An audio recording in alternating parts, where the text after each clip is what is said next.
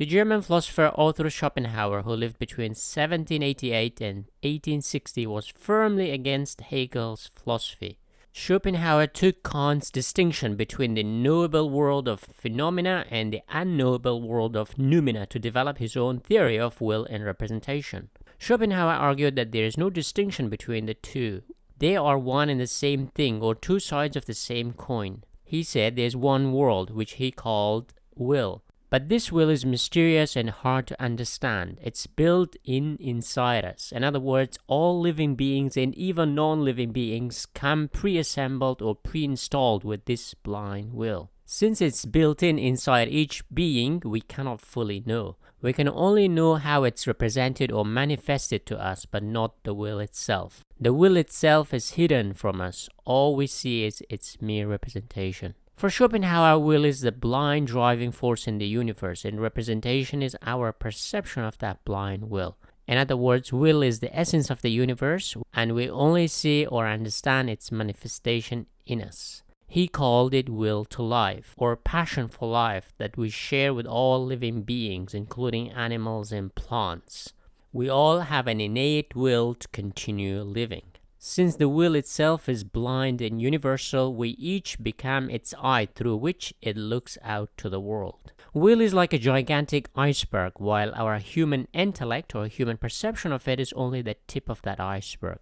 So Schopenhauer really went deeply psychological about human motivation. Schopenhauer says it's impossible to know the will because as soon as you observe it, it becomes a representation of that will. If you do not observe it, then it is the will. It's like in quantum mechanics, your observation of a particle changes the position of the particle. In other words, if you don't look, it is there, but as soon as you look, it changes position. It's also a kind of catch-22. To understand Schopenhauer's idea of will is to imagine everything in the universe as one thing, let's say atoms that oscillates between everything that exists. It appears to us as something that is not genuine thing but a mere representation.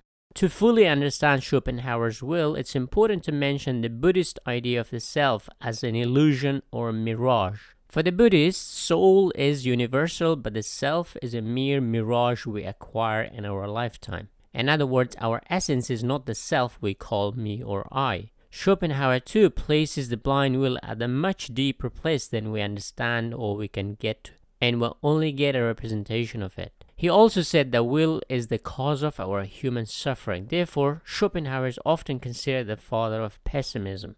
Just like in Buddhism, our ego desires things, and those desires makes us suffer because we can never satisfy our desires fully.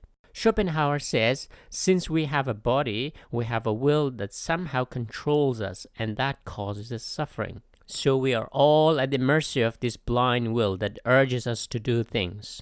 The only way to cope with this suffering is through intellect and art, which allows us to move to a state of non-existence like in Buddhist nirvana.